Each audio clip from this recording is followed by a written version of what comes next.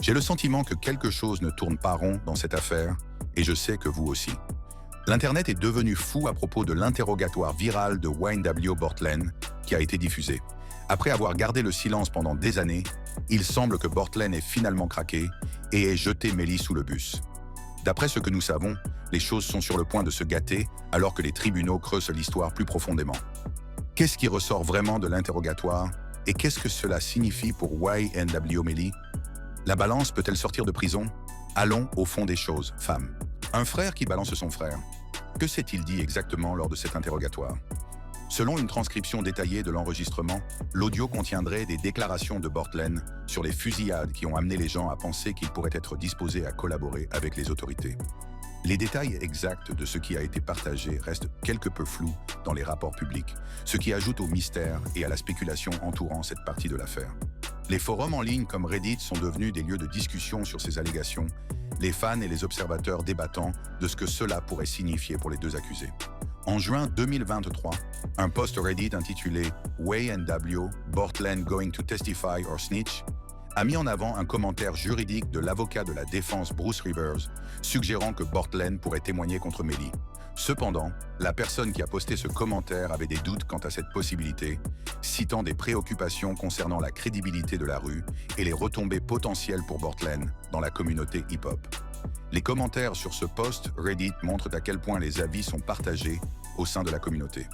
Certains utilisateurs, comme Trishibo, qui a obtenu 20 votes positifs, pensent donc que Bortlen restera ferme et ne coopérera pas avec les autorités. D'autres ont suggéré que l'État pourrait proposer un accord de coopération, soulignant ainsi la pression importante à laquelle sont souvent confrontés les accusés dans les affaires graves. Un autre message Reddit, datant de décembre 2022, intitulé Wayne W. Bortlen Response to Snitching Accusations, montre Bortlen répondant aux allégations en ligne, bien qu'aucune preuve vidéo n'ait été partagée dans ce message.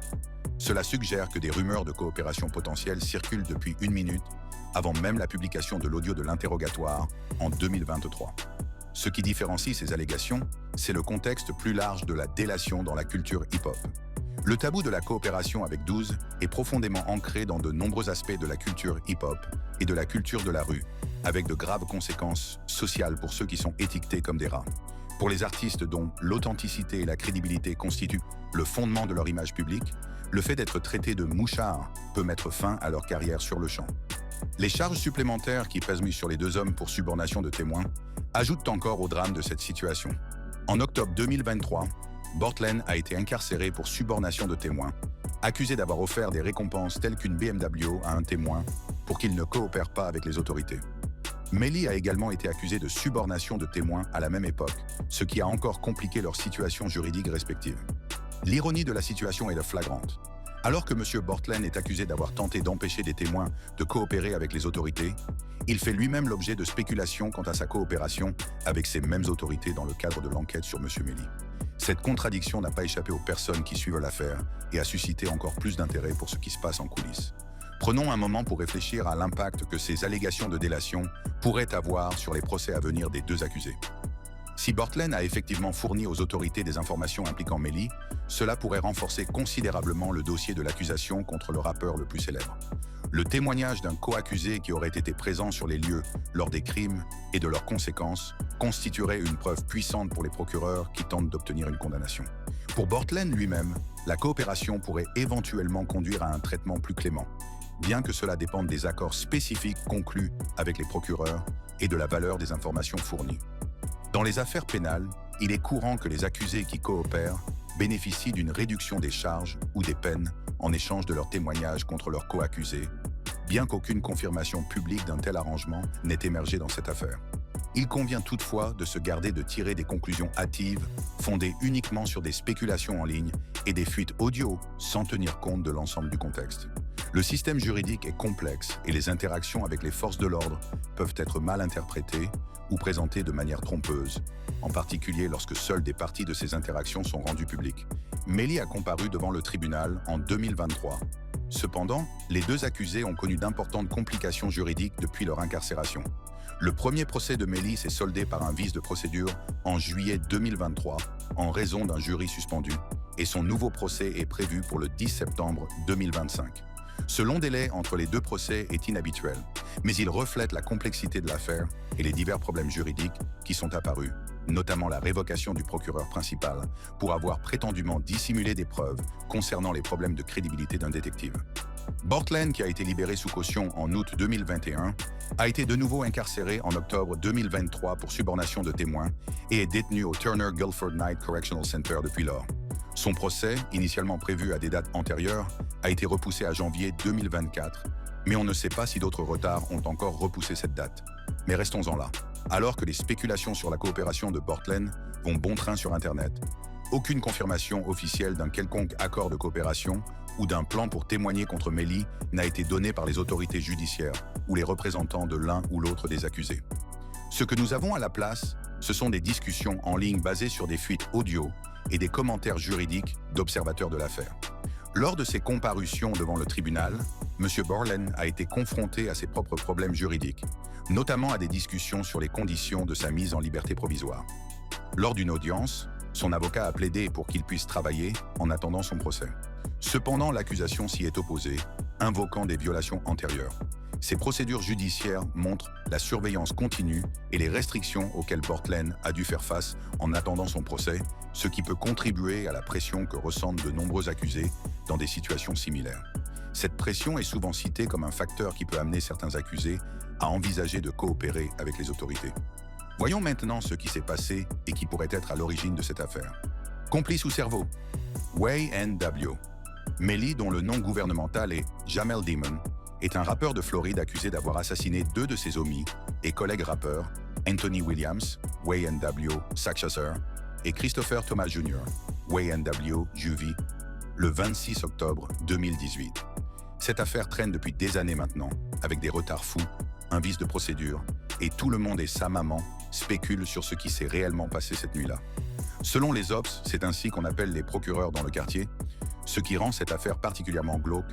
Ce n'est pas seulement le meurtre de deux collègues artistes, mais aussi la dissimulation élaborée qui aurait suivi. Selon l'accusation, les démons ont pris les corps dans une Jeep conduite par Cortland Henry, Wayne W. Bortlen, puis ont maquillé la scène pour faire croire à une fusillade en tirant d'autres coups de feu depuis l'extérieur de la voiture. Les corps ont ensuite été retrouvés près des Everglades et le dossier de l'État repose principalement sur des preuves matérielles qui, selon eux, prouvent qu'il ne s'agissait pas d'un acte de violence commis au hasard.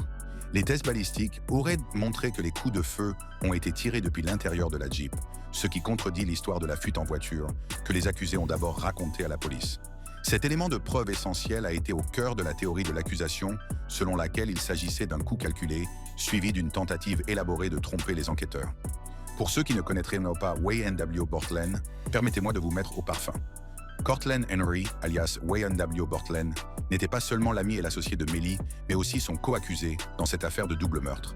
Les deux hommes ont grandi ensemble au sein du crew YNW, Young New Wave, en Floride, aux côtés des victimes. Le parcours judiciaire des deux hommes a été long et semé d'embûches. Demont a été arrêté en février 2019 et inculpé de 2 chefs d'accusation de meurtre au premier degré. En vertu de la loi de Floride, s'il est reconnu coupable, il risque la prison à vie sans possibilité de libération conditionnelle, voire la peine de mort, l'État essayant de l'envoyer dans le couloir de la mort. La loi de Floride autorise les jurys à recommander la mort sans unanimité. Il suffit qu'au moins 8 jurés sur 12 soient d'accord, ce qui a été un problème majeur dans les affaires de peine de mort à travers l'État. L'enjeu ne pourrait être plus important pour les deux accusés, mais surtout pour Mellie, qui pourrait attraper l'aiguille si elle était condamnée. L'affaire a pris de l'ampleur en partie parce que Demons était en pleine ascension avant d'être enfermé. Dans une coïncidence extraordinaire dont les gens n'arrêtent pas de parler, Mellie avait sorti un titre intitulé « Murder on My Mind » en 2017, que certains ont pensé à tort qu'il s'agissait de ces meurtres, même si la chanson est sortie plus d'1 an avant que les cadavres ne tombent. Mellie a toujours affirmé qu'il n'y avait aucun lien entre les paroles et les crimes.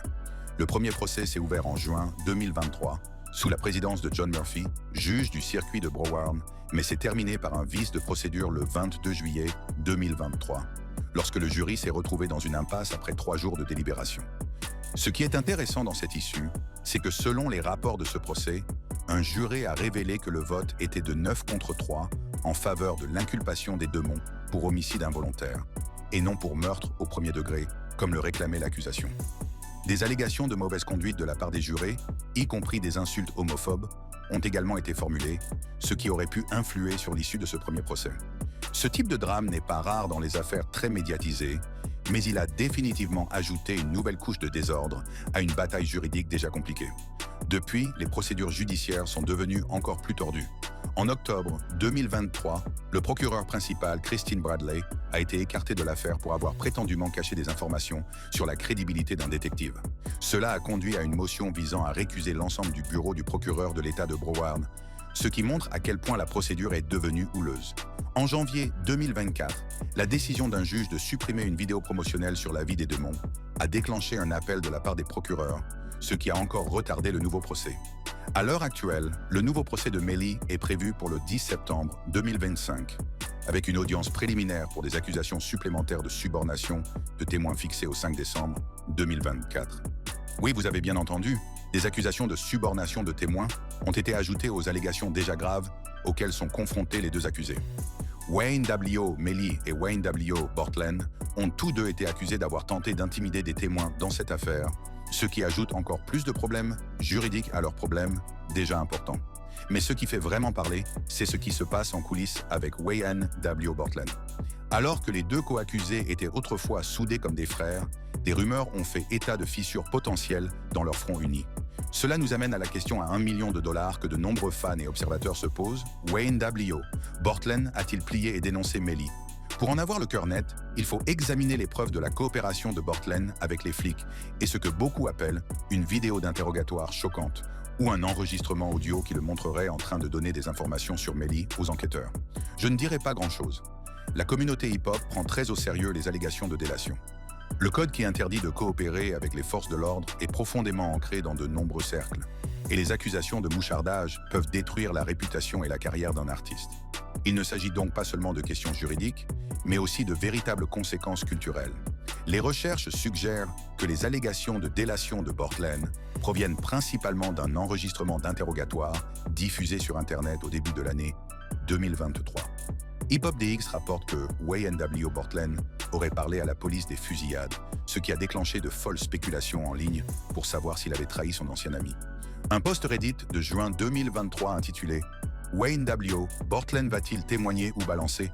met en avant des commentaires juridiques suggérant que Bortlen pourrait témoigner contre Mellie, bien que l'auteur ait des doutes en raison de ses craintes de perdre sa crédibilité.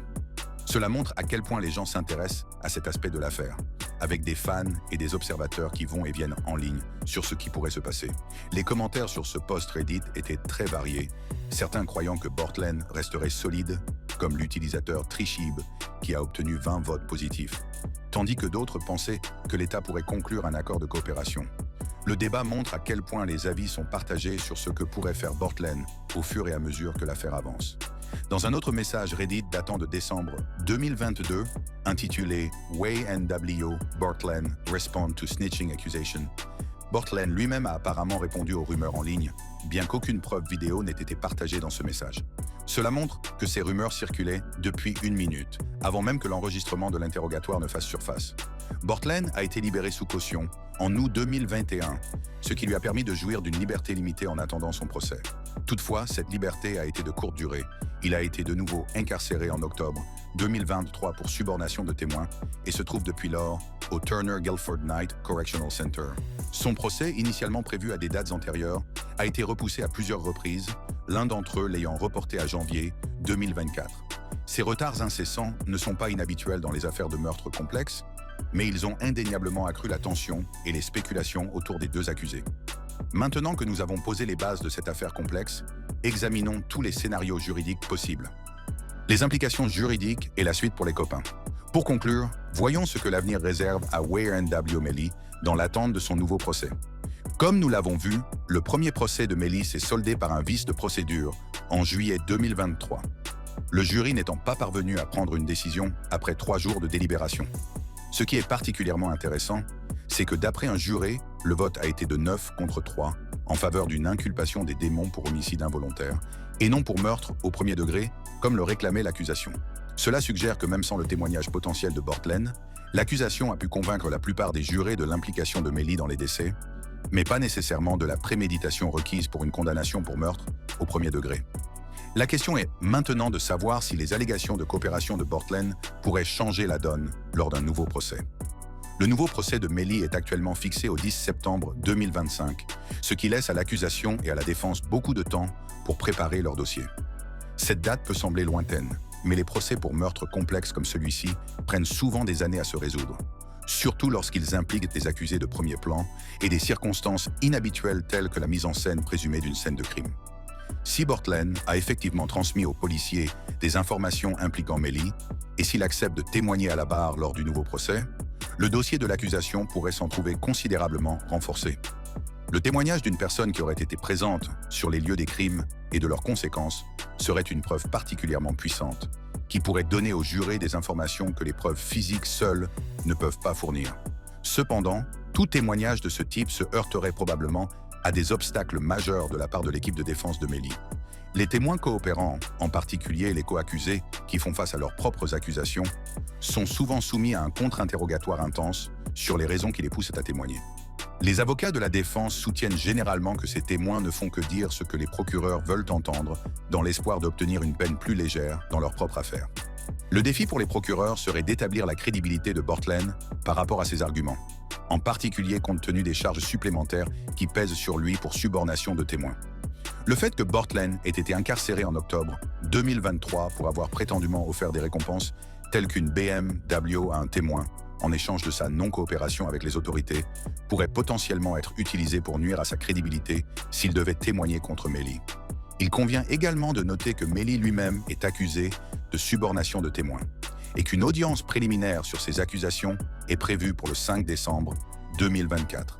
Ces complications juridiques supplémentaires pourraient influencer les décisions stratégiques de l'accusation et de la défense à l'approche du nouveau procès. Pour Bortlen, l'avenir est tout aussi incertain. Son procès a été repoussé à janvier 2024, mais d'autres retards sont possibles compte tenu de la complexité de l'affaire et des procédures judiciaires en cours. Contrairement à Mellie, Bortlen a été enfermé au Turner Guilford Night Correctional Center. Bortlen est incarcéré au Turner Guilford Night Correctional Center depuis son arrestation en octobre 2023 pour subornation de témoins, et il est confronté à un chemin difficile, que les allégations de délation soient vraies ou non. Si Bortlen a effectivement collaboré avec les procureurs, il espère peut-être bénéficier d'un répit dans sa propre affaire. Les accords de coopération impliquent généralement que les procureurs recommandent une réduction des charges ou des peines en échange d'un témoignage véridique contre les co-accusés. Toutefois, ces accords ne garantissent pas des résultats spécifiques, car les juges gardent le dernier mot sur les peines, quelles que soient les recommandations des procureurs. Si Bortlen n'a pas coopéré et n'a pas l'intention de le faire, il risque de devoir faire face à de graves accusations sans aucune clémence de la part des procureurs. Dans ce cas, lui et Mellie feraient un front commun contre l'accusation, même si leurs équipes d'avocats respectives continueraient à se concentrer sur les intérêts de leurs clients.